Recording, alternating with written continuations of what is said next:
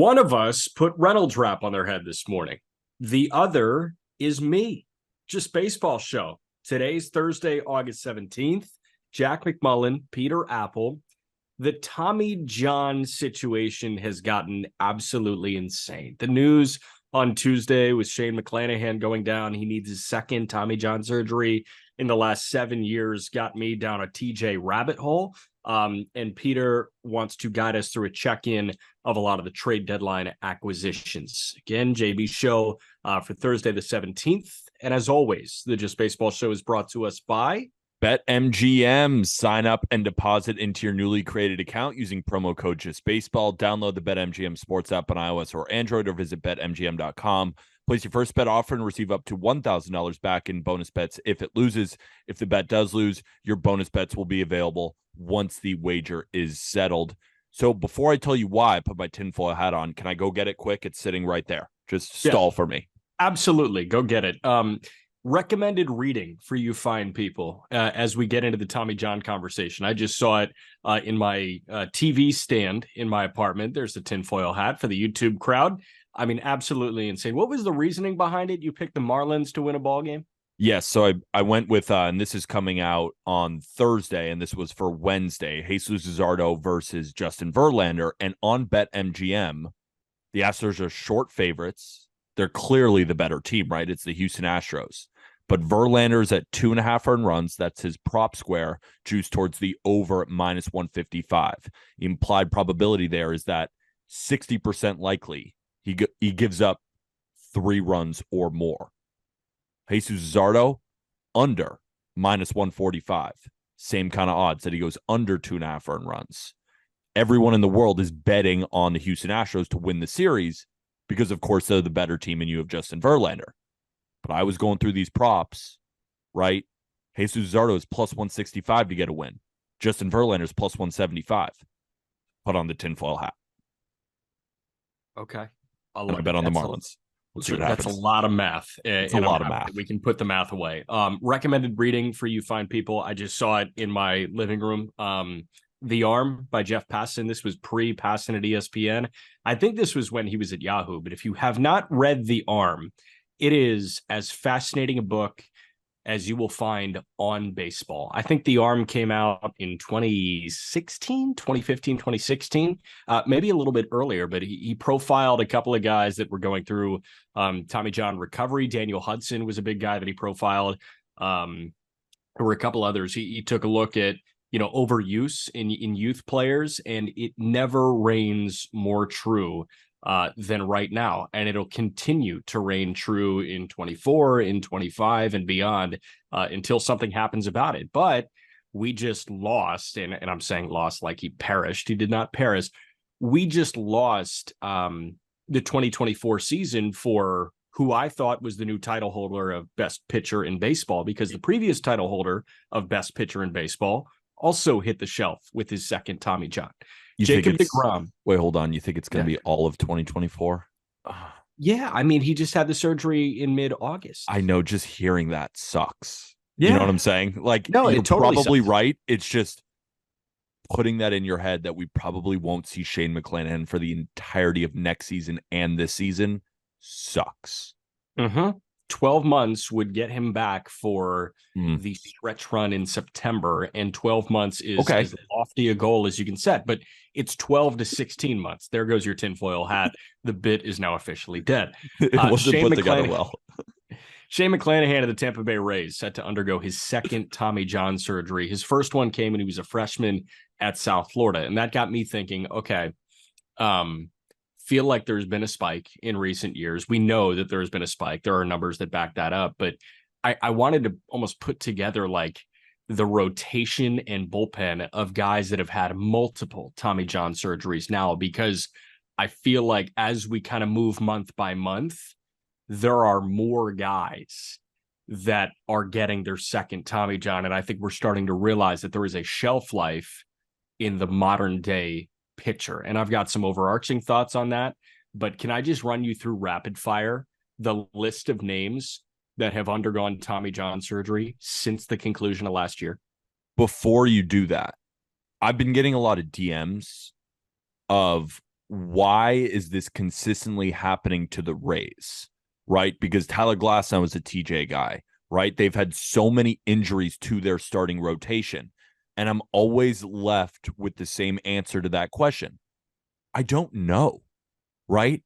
The Rays, it's not like they're extending these pitchers 7, 8, 9 innings, changing everything up. In the minor leagues, they're not just making them throw every couple of days and getting the most out of their arm just for it to eventually, pop out of its socket or tear a ligament or anything horrible like that. I don't have an answer to why this is consistently happening to the Rays. Now, with the Yankees, it's consistently happening to hitters, right? A lot of their team gets hurt too. I don't exactly know why this is happening because the Rays are so good at basically everything in Major League Baseball, from development, signing the right guys, making the right trades, but they are consistently left with a team in September that looks like half of the roster on opening day. And I don't know why. So Tampa, you cannot pin this on the Tampa Bay Rays because every team in Major League Baseball has at least 2-3 guys on the shelf with Tommy John in their organization on a per year basis. Now, I think the difference between Tampa and the other organizations, I'm not sure about the sheer quantity of Tommy John surgeries that have been needed in Tampa as opposed to other organizations. But I will tell you, like, there are so many minor leaguers and other orgs that have gone under the knife. I think with Tampa, the guys that have needed UCL reconstruction are just bigger names because they're better. Like, Tampa makes pitchers better. A lot of these guys throw hard. Chances are, if you are a good pitcher and a hard thrower, you're going to need Tommy John at some point. And I think that Tampa is just kind of running into an issue where they have a certain number of guys that are on the shelf with UCL issues, with a UCL tear, but they happen to be their best pitchers. I think that's a fair argument. The bigger names, it does seem like they're going down quicker, but at the same time, it's a lot of them, right? It's not always just the big names, right? Shane Baz is not really a big name yet, but he went down, right? We can go through a lot of them. And like, I agree with you, but at the same time, what do we always talk about with the Rays, probably more than other teams, is their starting pitching depth going down year over year. This isn't new either. Yeah. What I will say is Shane Baz, how hard does Baz throw? 97 with life, and it's awesome. How hard does McClanahan throw? 97 with darting movement. How hard does Glasnow throw? 99 at the top of the zone. How hard does Rasmussen throw? 95 with some life. Hard. They're all 95 plus. Yeah, but it ain't freaking gross. So this takes me to my overarching point. Pitching has never been as physically straining as it is right now. Springs only throws like 93. Yeah, but man, 93, like, the body is not supposed to be throwing 95, 93, 95. 93 in when Babe Ruth was playing, he would have been, a witch. Yes. He would have been burned at the stake. Pitching has never been as physically straining as it is right now. And guys are throwing harder than ever before. Guys are spinning it better than ever before. And it's as high effort and it is as concentrated work on your off days as it has ever been in the history of baseball. I think hyper concentration, I think hyper focus on velocity and hyper focus on effort is probably driving this number up. And like, I know that is not a new earth shattering take, but like, and I don't want to pin it on this company, but this is the most notable company. Like, the drive lineitization of pitching is a real thing. Driveline figured out what works, right? No, out. I'm just laughing because drive lineitization is a hilarious way to describe it, and I agree with you. I just think it's funny. What does Driveline preach? Driveline preaches full intent, max effort each go around. That is how you get success. Think about all the guys that we're talking about. They're really fucking successful. Yeah. Guess why? Because they throw hard, they snap the shit out of their breaking balls, and they're putting as much pressure on their elbow as they possibly can to achieve success. If you take it easy on your elbow, if you're shooting for endurance, you're not going to be that good. You're playing a dangerous game as a pitcher. Jordan Lyles never gets injured. Hey, okay. What does that mean? No, like it's not mean. It's fair, man. Like, look at the guys that are going down. So now I'm going to run you through rapid fire the list of guys that have undergone Tommy John surgery. There are 2 guys with flexor tendon surgery that I'm going to mention since the end of last postseason. Bryce Harper, Cade Cavalli of the Nats, Ian Anderson of the Braves, Mike Burrows of the Pirates, JT Brubaker of the Pirates, Chris Bubich of the Royals, Jeffrey Springs of the Rays, Robbie Ray of the Mariners, Herman Marquez of the Rockies, Luis Garcia of the Astros, Kumar Rocker of the Rangers, Tyler Mahle of the Twins, Jacob deGrom of the Rangers, Dustin May had flexor tendon reconstruction of the Dodgers, Andrew Painter of the Phillies, Gabriel Hughes of the Rockies, Antonio Senzatella of the Rockies, Liam Hendricks of the White Sox, Shane McClanahan of the Tampa Bay Rays, and I didn't even mention Lance McCullers of the Astros underwent flexor tendon surgery as well.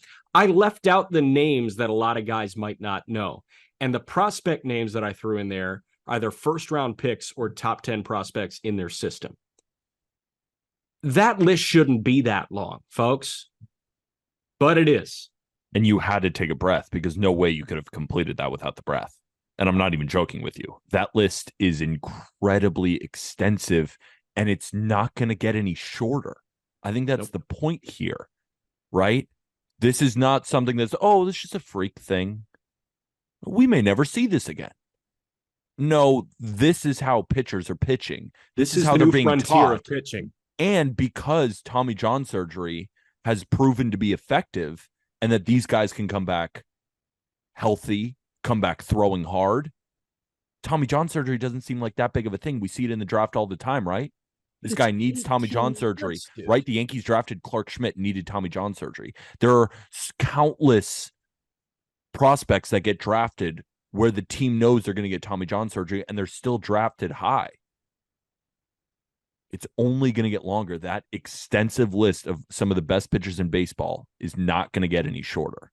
And Tommy John surgery is optimized at this point. There are incredible doctors that do this procedure. James Andrews, Neil Elitrosh, like those are the 2 big names that jump to the front of my mind.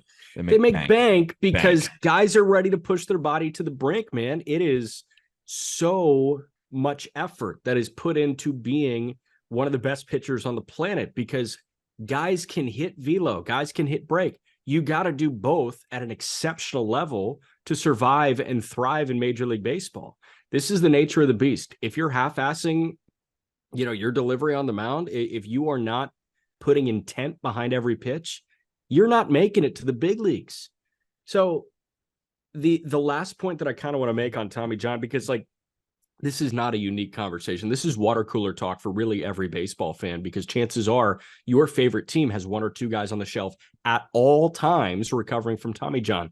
It's so streamlined, but it's still a 12 to 16th month recovery process. Shane McClanahan is about to join a group of guys that have undergone multiple Tommy John surgeries in their life. Shane got it when he was a freshman at South Florida in 2016. He redshirted his freshman year. Dylan Cease, another guy that hasn't gotten it a second time, but Cease got it when he was a senior in high school. And he was on the men when he was drafted by the Cubs. That's why he fell, wasn't a first-round pick, because he was first-round caliber. But McClanahan, this is now 7 years post that he needs it again. 7 years post, how about our guy that's on every Monday, Walker Buehler? Walker Buehler was shelved. He was drafted 24th overall by the Dodgers in 2015. He immediately needed TJ, and he needed it again in 2022. You say, okay, 7 years is the shelf life. Not really the case. Jacob deGrom got it in 2010. He got it again in 2023. Nathan Eovaldi got it in 2007. He got it again in 2016, and he's dealing with forearm issues. To get to the really fucked up ones here, because I can put together this all-star lineup. You want the bullpen? Pete Fairbanks had it twice. Daniel Hudson had it twice. Eric Gagne had it twice. Joe Nathan had it twice. Colin Poche is kind of the runt to that bullpen litter, but he had it twice. Hey, he's good. He's still good. Yeah. deGrom, McClanahan, Walker Buehler, Nathan Eovaldi. Drew Rasmussen had it twice when he was at Oregon State, 2016 and 2017. Obviously, there were some complications there. Now he's having an internal brace procedure done, which is his 3rd UCL reconstruction. So it's not technically Tommy John surgery, but he's getting his UCL repaired surgically for the third time in his life. Jameson Taillon has had it twice. Hyunjin Ryu had it in 2004 when he was 17 years old. Got it again in 2020 when he was 33 years old. Lance McCullers avoided it for the second time, but he had flexor tendon surgery to remove bone spurs from his forearm. Dustin May, flexor tendon surgery on the heels of TJ in 2021. Think about those guys that I just rattled off here that have undergone this surgery twice, some of which in rapid succession. You could create an all-star team with these names. Build an 162-0 team with guys that have had multiple Tommy John surgeries. If I'm running out a rotation of DeGrom, McClanahan, Walker Buehler, Eovaldi, and Drew Rasmussen, I'm going 162-0. You're going 162-0. What about because obviously on the offensive side, it's not quite as common, but can you just remind people of the list of the great offensive players that have gotten Tommy John surgery? Because we know, right, Bryce Harper was dealing with an elbow thing. I don't think it was quite Tommy John surgery that he had. It was Tommy John surgery. And whenever you see, we've seen infielders get it, we've seen outfielders get it. A lot of catchers get it. A lot of catchers. They're pulling down on the ball so hard. I'll run you through active names of guys that have gotten the surgery. Kurt Casale, Travis d'Arnaud, Kyle Higashioka, Salvador Perez, Christian Vasquez, Matt Wieters, another catcher that got it. Now we move to the infielders. Jahmai Jones, Gleyber Torres got it.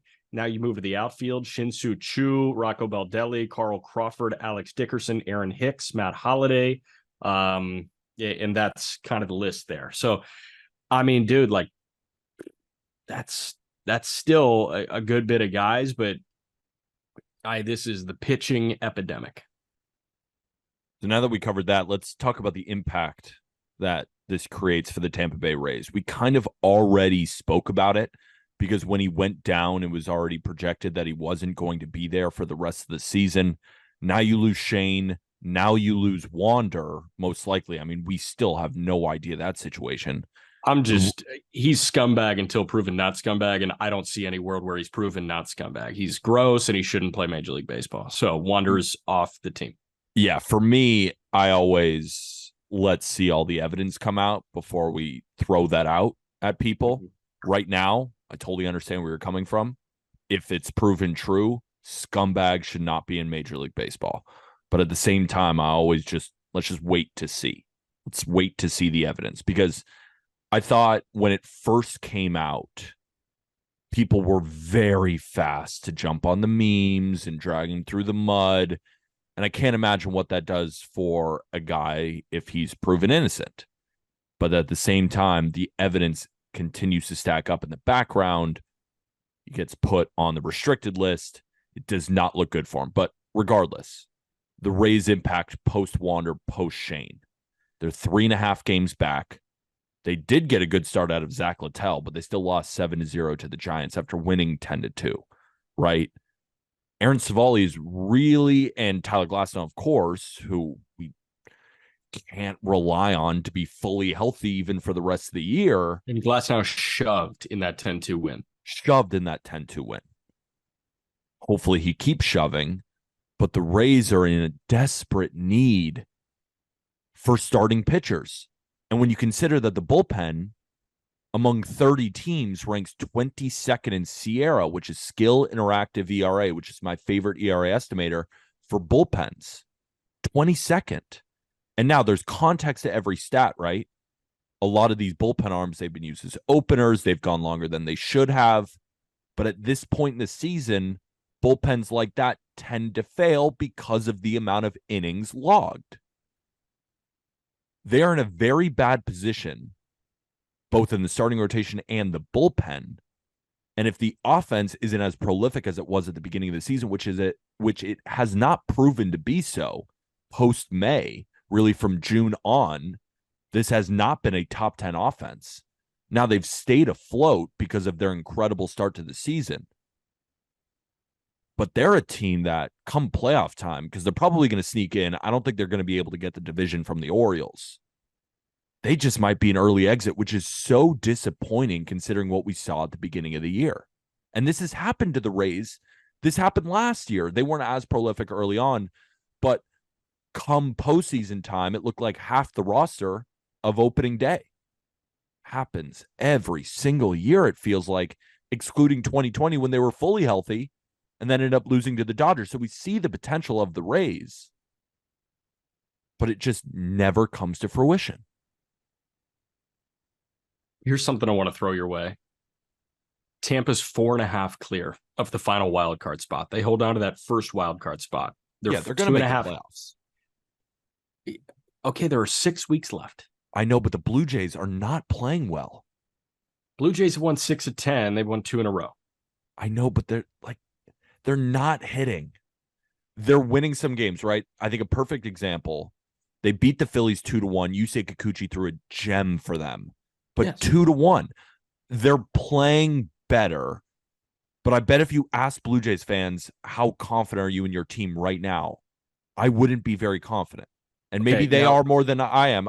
When I watch Blues, they're not playing that well. And Bo Bichette's now on the shelf too, even though he's on a rehab assignment and he'll be back soon. Yeah. And the Astros are going to lose tonight anyway. Right. So that immediately drops them out of postseason contention. But Seattle's playing really good ball right now. Kinda. Boston is playing decently well right now. I'm not saying that Boston should take that spot from Tampa, but I'm going to ask you this. What's more likely? Vladdy, a healthy Bichette, Chapman, Springer, Varsho all kick it into high gear? Yeah, see, we want to believe that. We've wanted to believe it all year. No, let me ask you, what's more likely? That Blue Jays offense kicks it into high gear, or McClanahan, Rasmussen, and Springs are all back healthy for the postseason?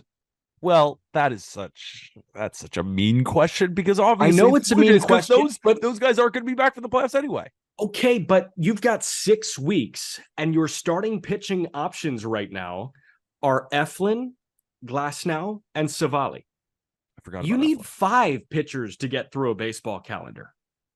You do. They have 3. Yeah.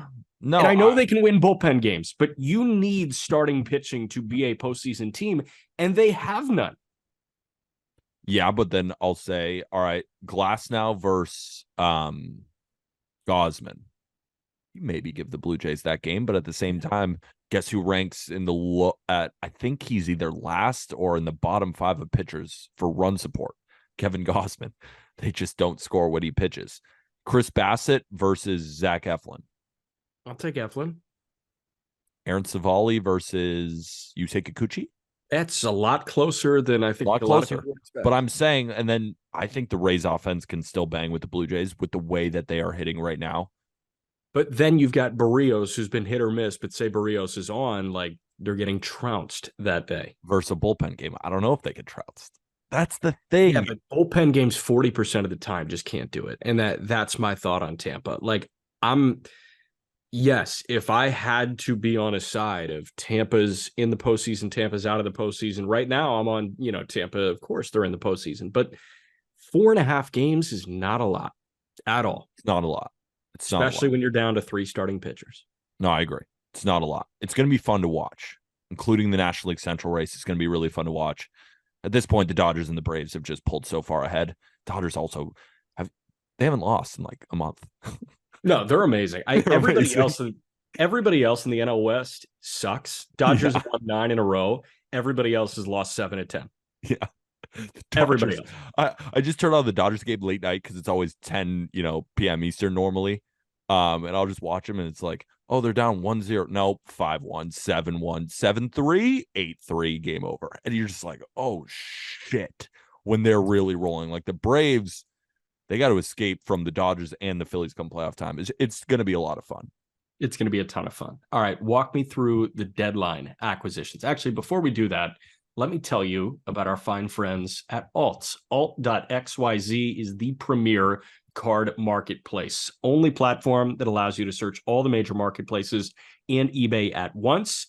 Download the free Alt app, type a player or card into the search bar. Alt going to return every graded card available for sale. Even better, you save your search. You're notified every time that card is available.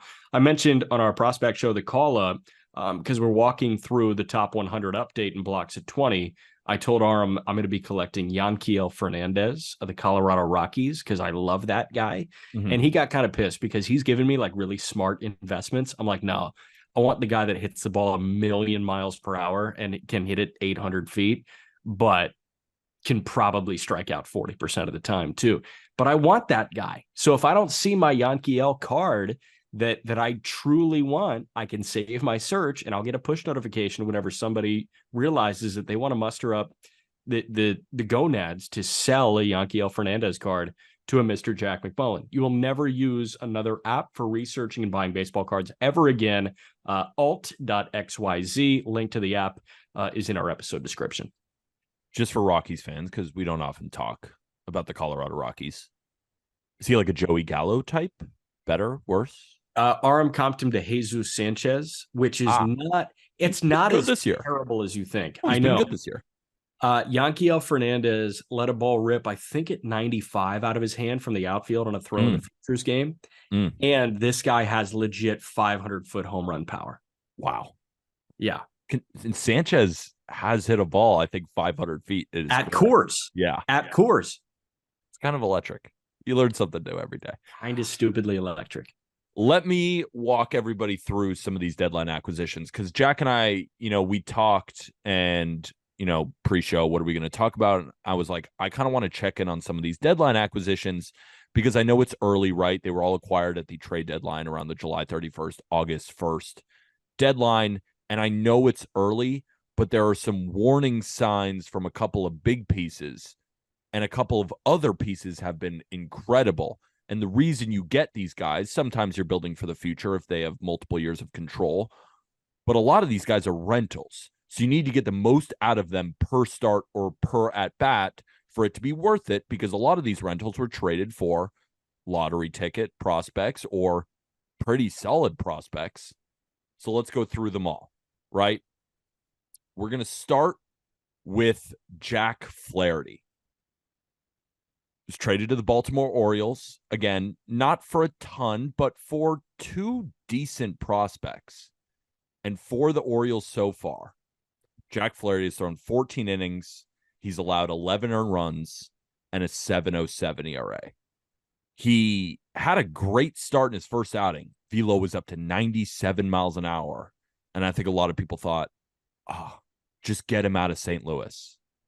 Past couple starts have not been very good, Jack McMullen. Mm-hmm. You want me to keep going?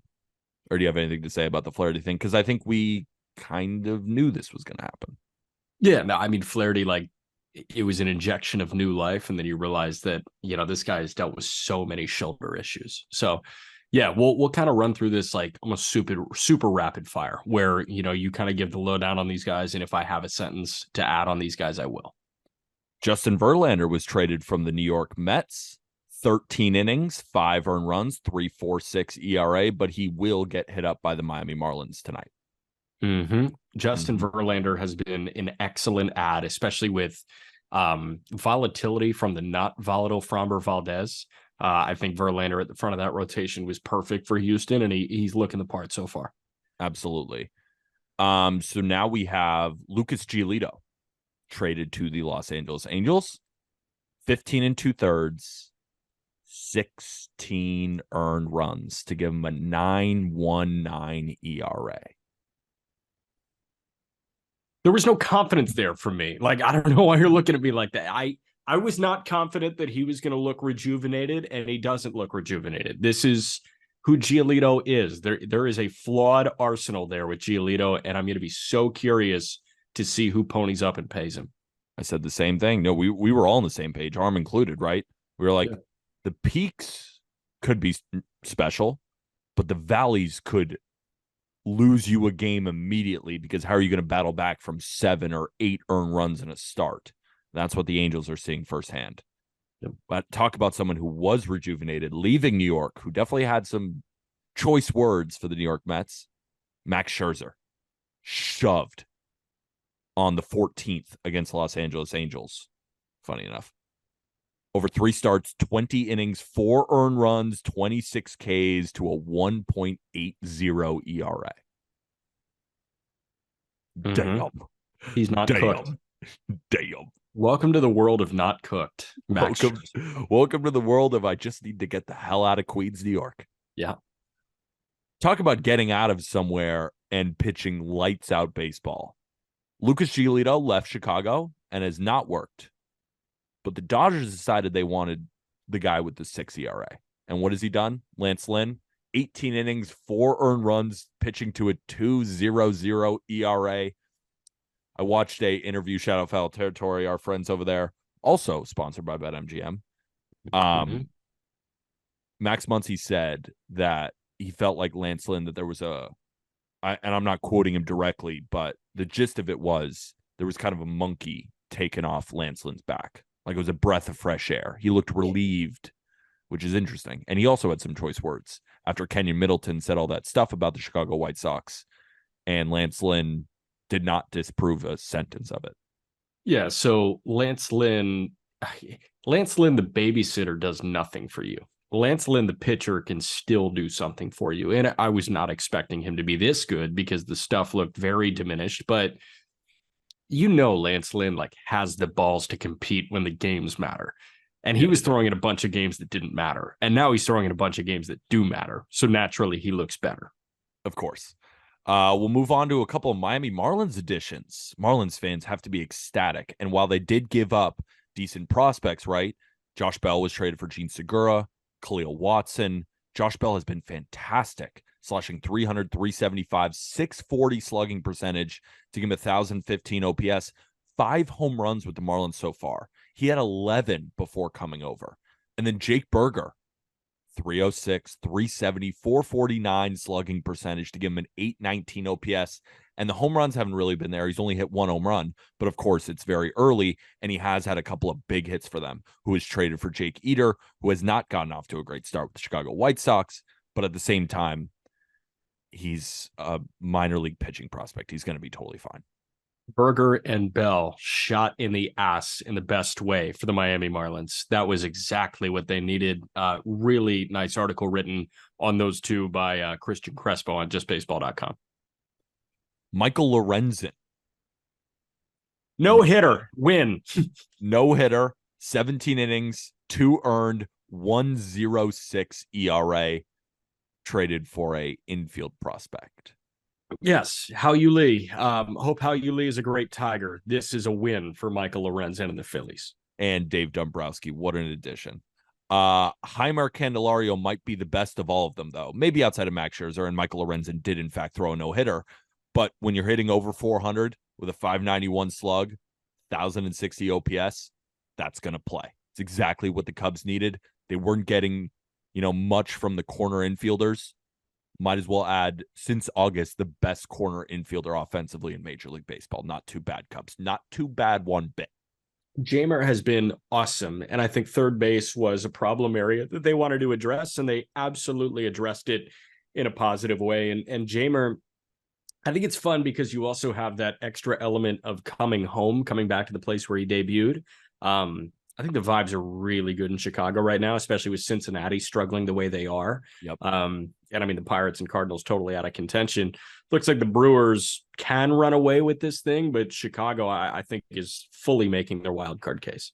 And I wouldn't be surprised if Chicago wins the division, right? They're 3.5 games back. They have a plus 62 run differential, much higher than the Brewers. They can still win this thing. Woodruff back makes me think Cubs, that Woodruff makes me think that Milwaukee's going to run away with it. Don't get me started on Woodruff. No, I won't. Don't get me started on that bad man. All right. Really interesting trade. The Arizona Diamondbacks acquired Paul Sewald from the Seattle Mariners in exchange for Josh Rojas, Dominic Canzone, and Ryan Bliss, who was a minor league prospect. So Paul Sewald in 5 appearances for the Mariners, for the Diamondbacks so far, 6.75 ERA, but he does have 3 saves, and that ERA is not what it seems because he's allowed 3 earned runs all of them came against the Twins where he didn't record an out, but he's been very good for them since that opening bad outing, which I'm sure Diamondbacks fans remember it, but moving forward, I think Diamondbacks fans will see a very good reliever, and they've seen it thus far in Paul Sewald. D-backs, go ahead. No, D-backs needed a closer. They got a closer. Problem is you got to hold a lead going into the ninth inning to use that closer, and they're struggling to do that. Good point. The Mariners, they got a couple of offensive pieces, but they haven't exactly clicked yet. Josh Rojas slashing 222, 250, 370, but he had a 588 OPS before coming over, 620 OPS now. It's not ideal, but at the end of the day, he's hitting ninth. He's been a good fill-in, right, for JP Crawford when now he's on the IL. It's not the exact fill-in, obviously, because, you got Caballero and you have other pieces there to play second base, but he's at least providing value. And I think value is a relative term.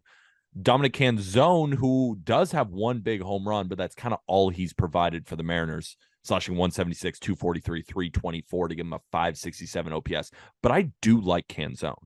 I know he struggled thus far, but I think he's a piece that Mariners fans, Dominic Canzone, so I was on the Marine Layer pod with our guys, right? Yeah. And first of all Mariners fans, go check them out. Great podcast. And they also produce a lot of great content on TikTok, interviewing players, really good guys over there. Yep. I kind of, when we were talking about that trade, I was like, I feel like Dominic Canzone is going to be one of those players that only Mariners fans know and think he's underrated and nobody else in Major League Baseball knows. And he's going to be kind of one of those cult heroes one day. Not now, maybe not even this season, but I feel like he's going to be one of those guys because I think he's got good bat to ball skills and I think he's a solid player, scrappy. And he can hit he can hit enough homers. He can be a 10 to 15 home run threat in a given season. Dominic Canzone, best thing for, I think, me and for the aesthetic of Dom Canzone was this is a 2018 Brewster Whitecap. He spent a lot of time wearing teal. He gets to wear teal again, which is big. He looks a lot more like a Brewster Whitecap alum than he did with Arizona. But no, Dom Canzone's a good player, man. Like, he's going to be a good fourth outfielder in Major League Baseball for a good bit of time. I agree. Tommy Pham was traded to the Arizona Diamondbacks. Not exactly clicked yet, but he's also not been too bad. Slashing 237, 293, 395 with a 688 OPS. He does have a home run. He has 7 RBIs, which is kind of awesome, right? He's only played about 15 games, so he's been a big run producer for them. So relatively solid. We also have Mark Canha, 565 OPS so far with the Brewers. Kind of. I need more time for Canha. Canha played some first base for Milwaukee too, which was interesting. No, I need more time to kind of like, I guess, evaluate Mark Canha because I loved the move in real time. I think Canha is a great clubhouse presence, but it needs to translate on the field more. But again, it's only been a week and a half, 2 weeks. Yeah, it's only been a week and a half, 2 weeks. We also have a pair of Angels players, CJ Cron and Randall Grichuk. I mean, I'm sorry, Angels. They're pissing me off, dude. The Angels are pissing me off. CJ Cron's got a 582 OPS and Randall Grichuk has a 563 OPS while hitting 184. I just don't get how this shit happens. Like, everybody you move for sucks or gets hurt. Everybody. Yeah. Another Brewer, former Pirate, Carlos Santana, has also sucked. 176, 353 slash line with a 529 OPS. Yeah, but you traded him for a complex guy. That was a time buyer for Rowdy Tellez. Okay. Well, he hasn't done anything. So no, he's not a good time buyer. Let's get to someone who's been great. Jordan Montgomery goes over the Texas Rangers and is dominated. 18 innings, 5 earned runs to give him a 2.50 ERA. Model of consistency. Loved that, trade for the Texas Rangers, right? They got Max Scherzer and they got Jordan Montgomery. And outside of Lance Lynn, those have been the 2 best starting pitchers that have been traded. J-Mont has been excellent. And I think, I guess the concern with Eovaldi hitting the shelf was, okay, does Scherzer look like Mets Scherzer? Is J-Mont, going to be volatile? Like, J-Mont's been a rock and Scherzer's been Max Scherzer, like pre 2023 Mets. So no, they're in a good spot. Absolutely. A couple of relievers. Jordan Hicks went to the Blue Jays, 4.05 ERA, but he does have 3 saves, and I think he's actually been fantastic for the Blue Been Jays. awesome. It was just one bumpy appearance against the Orioles. With with Romano going down, this was a huge ad, and he's going to be a huge ad moving forward. Like, he's sitting 101 on August 15th. Wait till you get him in the wild card games. And in that Blue Jays, that 2-1 win over the Phillies that we were talking about, Jordan Romano returned and shoved, got out. He went Alec Boehm, Bryce Harper, Nick Castellanos, 10 pitches, bang, a save for the Blue Jays. Kendall Graveman, shocker, traded over to the Houston Astros, got a 3.18 ERA, 5 2/3, 5 appearances, been great. A bad reliever, David Robertson, but it's not been all bad. Now, the stats, 7.20 ERA in 5 innings is not great, but he started with back-to-back really bad outings against the Phillies and has been nailed since. He's got 2 saves. A reliever has been very good, Kenyon Middleton, traded from the White Sox to the Yankees, 1.35 ERA, 6 2/3 of 1 earned run. So of the relievers that have been traded, Kenyon Middleton has been the best. Good job, Yankees. Too bad it doesn't matter. Doesn't matter. Keenan Middleton after the scorched earth. He's kind of got that residual scorched earth energy going right now where he's riding that high. And he's still in the limelight for that. This is the guy that out of the White Sox dysfunction. Yeah, I've only seen him twice because I haven't been watching Yankee games, because why would I? Noah Syndergaard, he pitches, we're recording on Wednesday again. He pitches today against the Cincinnati Reds, but he had one really good start and one not so good start. 11 2/3, 6 earned runs, 4.63 ERA for the Guardians so far. Stinks that it doesn't matter. Like, Cleveland's not a postseason team. So just disheartening. But Ahmed Rosario was traded for him and has been awesome for the Dodgers. Yeah. Ahmed Rosario, 500 slugging percentage. Now he's only hitting 238, but he's got 3 home runs since August 1st. He had 3 home runs before August 1st the entire season. Andrew Friedman, you son of a bitch. You did it again. You son of a bitch. Now a couple of Padres guys to wrap us up. It has gone horribly for the San Diego Padres additions at the trade deadline. Rich Hill, 6 1/3, 9 earned to give him a 12.79 ERA. G-Man Choi, acquired to get a little, bump in the lineup back there. 313 OPS, 0 hits. 0. Scott Barlow, 7 2/3, 7 earned runs to give him an 8.22 ERA. But they also got Garrett Cooper. We can't forget about Garrett Cooper, right? Little back end help, in the lineup. Little platoon there with G-Man Choi. What has Garrett Cooper done for them? 760 OPS, 474 slugging. Take that, Jack. Stud. Good addition by AJ Preller. So that'll do it. That was most of them. Now, might have been a couple of guys that went under the rug, but that's basically everybody. So what did we learn here? The Dodgers killed it. The Rangers killed it. The Angels did not. That's what I learned. And the Orioles didn't do enough in the starting pitching department. But again, Grayson is taking the next step up. Bradish has still been excellent. Kramer's giving them solid innings, right? So, but I wish they added someone better than Jack Flaherty. Yeah. Grayson's been a revelation. Only one to bolster the point. Joe Kelly, 3 2/3 a hit, no runs, 7 punch outs. There you go. Bada bang. And that'll do it for this episode of the Just Baseball Show. A little bit shorter, but we'll be back on Friday with the 3 of us, and we'll be talking shop, and we'll get it a little bit longer for you.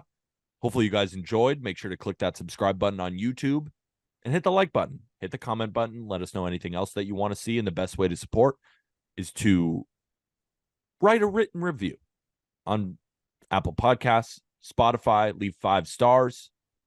Definitely go get yourself some Just Baseball merch. I know I'm rocking my hat, and go check out our sponsors in the episode description, whether that be Alt for all you card collectors out there, and BetMGM for all of you tinfoil gamblers like myself. That's Jack. I'm Peter. We'll be back tomorrow. And with that, thank you, everybody.